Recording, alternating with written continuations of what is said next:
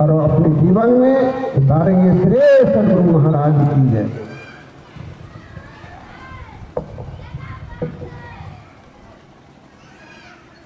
नमामि अमित ज्ञान रूपं कृपालुं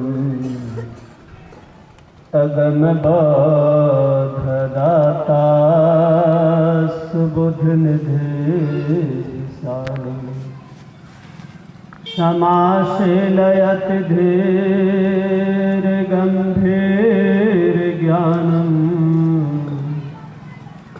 भ्रमकीलयति धीर समधीर ध्यान जगत त्राणकारी अघारे उदारं भगत प्राण रूपं दयागुण अपारम्। नमः सतगुरु ज्ञानदाता सुस्वामी नमामि नमामि नमामि नमामि। बोलिए प्रेम से श्री सद्गुरु महाराज की जय।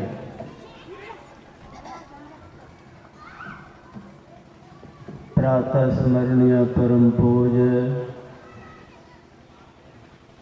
संत सद्गुरु महाराज के चरण कमलों में कोटि नमन। निवास में आसीन परम पूज्य संत स्वरूप ब्रह्मचारी सत्यनारायण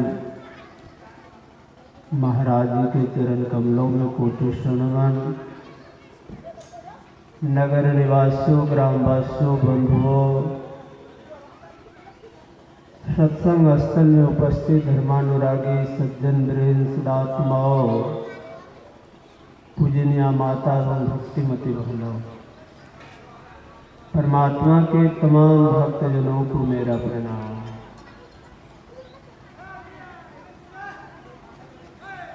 अभी हम लोग सत्संग योग से पाठ श्रवण किए हैं ईश्वर के बारे में। मन संचालक हीरा बाबा भी बताए मधुसूदन बाबा को कौन सा ईश्वर का भक्ति करना है, कौन सा परमात्मा का भक्ति करना है। और हम लोगों के बीच में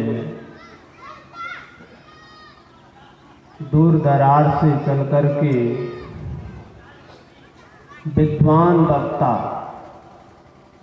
जो अध्यात्म और विज्ञान का मिलान करके समझाते हैं।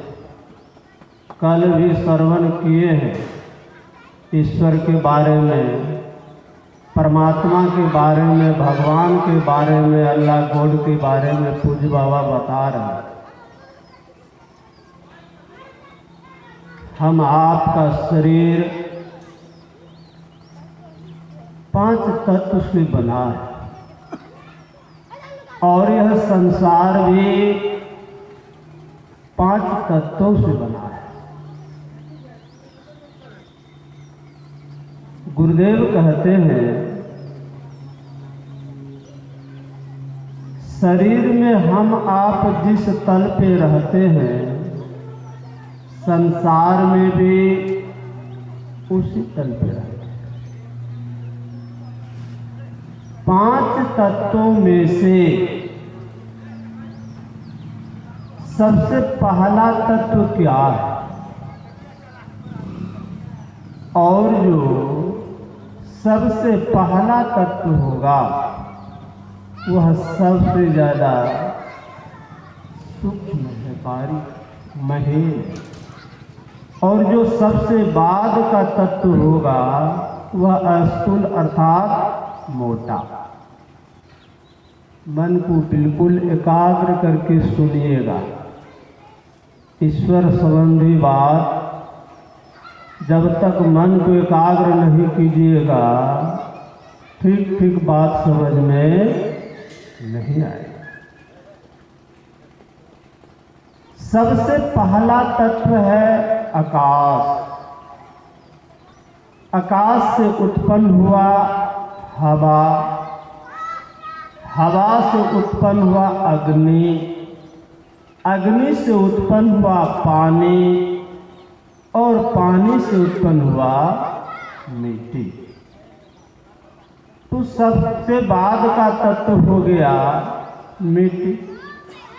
तो मैंने पहले ही बताया, जो बाद का तत्व है स्थूल अर्थात मोटा। मिट्टी के ढेला या गोला को हाथ में लीजिए, एक स्थान से दूसरे स्थान तक खूब आराम से लेकर के जा सकते हैं। उससे कुछ पतला है पानी।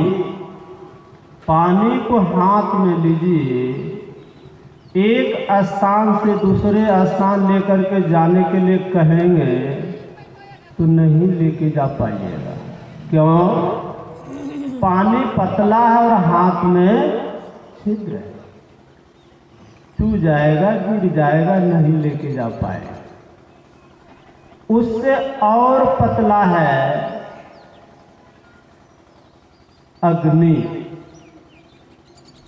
जितना आराम से मिट्टी के ढेला को हाथ में ले लिए, पानी को ले लिए, अग्नि को ले लेंगे, कहिएगा हाथ जलेगा। बिजली का तार है, बाल के समान है, छू जाएगा, कितना जोर से धक्का लगता है, जलता है। उससे और पतला है हवा। हवा किधर है और किधर नहीं है, कहिएगा हवा तो सगर है। देखिए आज का दिन कितना सुहावना दिन किया है, मंद सुगंध हवा भी चल रहा है। परंतु इस दृष्टि से हम आप हवा को भी नहीं देख पाते। लाल है कि ब्लू है कि नीला है कि काला है कि पीला है दिखाई पड़ता है, परंतु हवा का भी हम आप अनुभव करते हैं। आकाश किसको कहा? जो खाली जगह, जो शून्य जगह, अर्थात आकाश इतना सूक्ष्म है, वह सब जगह है। और जितने भी सूक्ष्म से सूक्ष्म पदार्थ है, अणु परमाणु, इन सब को जो बनाने वाला परम पिता परमात्मा है, वह कितना सूक्ष्माति सूक्ष्म है। इस दृष्टि से हम आप हवा को नहीं देख पाते हैं, उस परम पिता परमात्मा को कैसे देख पाएंगे? महापुरुषों ने बताया, शरीर के अंदर में 9 द्वार, 2 आंख है, 2 कान है और 2 नाक का छिद्र है और 1 मुंह और मल मूत्र विसर्जन करने का द्वार। 9 द्वार बतलाया। शरीर के अंदर में 14 इंद्रियां बताया। 5 कर्म इंद्रियां हैं, 5 ज्ञान इंद्रियां हैं और 4 अंतःकरण की इंद्रियां हैं, जो दिखाई नहीं पड़ता है। मन, बुद्धि, चित्त, अहंकार। अभी वेद मंत्र में भी सुन रहे, इंद्रियों के द्वारा उस परम पिता परमात्मा को प्राप्त करना झूठी ही एक प्रकार का खेल करना है। क्यों?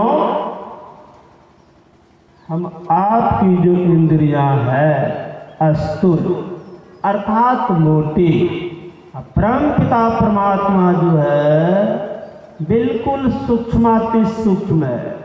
इतना सूक्ष्म है, इतना सूक्ष्म है कि इंद्रियां इसको ग्रहण कर नहीं सकती।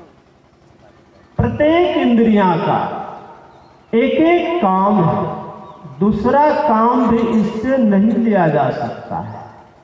जैसे आँख का काम है देखना, तो सिर्फ देख सकते हैं। कान का काम है सुनना, तो सिर्फ सुन सकते हैं, दूसरा काम नहीं ले सकते। गुरुदेव उदाहरण देते हैं, जैसे लोहार है, लोहार के पास हथौड़ा रहता है, चुट्टा रहता है। उसके पास जो चुट्टा है बड़ा सा चुट्टा रखते हैं, इसलिए कि कभी आग में और कभी पानी में, और हथौड़ा से उसको पीटते भी। गुरुदेव कहते हैं घड़ी का जो मिस्त्री है उसके पास भी सब औजार है, चुट्टा भी है, छोटा सा हथौड़ा भी है, पेचकस भी। उसके पास जो चुट्टा है कैसा चुट्टा है? अग्रभाग जो है सुई के नोक के समान, एक एक करके खोलता है, फिर उसको सेटिंग करता है। चुट्टा तो दोनों। गुरुदेव कहते हैं कि लोहार वाला चुट्टा से घड़ी के पाठ पुर्जा को पकड़ेंगे, आएगा पकड़ में? कभी नहीं। कि उसी प्रकार से हम आपकी जो इंद्रियां है यह स्थूल है। अपरम पिता परमात्मा जो है वह सूक्ष्माति सूक्ष्म है। इतना सूक्ष्म है, इतना सूक्ष्म है, इंद्रियां ग्रहण कर नहीं सकती। कोई भी व्यक्ति खत्म हो गया, मर गया, आंख, कान, हाथ, पांव सब है, कोई इंद्रियां काम नहीं करेगा। मरे हुए व्यक्ति को मिठाई खिलाइए, खाए, खूब नजदीक जा करके कान में मुंह सटा करके जोर से कही, सुनेगा? नहीं सुनेगा। क्या चीज का कमी हो गया? कोई इंद्रियां काम नहीं करने लगा। कहिएगा शरीर में जो रहने वाला जीवात्मा था वह निकल गया, क्या खाएगा, क्या पिएगा और क्या सुनेगा? गुरुदेव कहते हैं आत्मा के द्वारा ही उस परम पिता परमात्मा को जाना जा सकता है। जिन्होंने आत्मा को जान लिया, परमात्मा को जान लिया, जिन्होंने परमात्मा को जान लिया, आत्मा को जान लिया। इसके लिए गुरुदेव कहते हैं कहीं भटकने की आवश्यकता नहीं है, आवश्यकता है जानने। बिन दया संतन की में जानना इस राह को, हुआ नहीं, होता नहीं, होनहारा है। कहीं भटकने की आवश्यकता नहीं है। गुरुदेव कहते हैं निज तन में खोज सज्जन, बाहर न खोजना, अपने ही घट में हरि है, अपने में खोजना। कहने सुनने की तो बातें बहुत है। हरि अनंत, हरि कथा अनंता, परंतु करने की जो बात है वह एकमात्र ध्यान है। जब तक ध्यान नहीं करेंगे, अंदर में ज्ञान नहीं होगा, और जब तक ज्ञान नहीं होगा तो परम पिता परमात्मा का पहचान होने वाला नहीं है। समयानुसार ही आप सबों की सेवा में मैंने कहा। बोलिए श्री सद्गुरु महाराज की जय। माइक ऑपरेटर से आप पूज्य पुरुष अरुण बाबा की समक्ष उपस्थित करने की कृपा करें।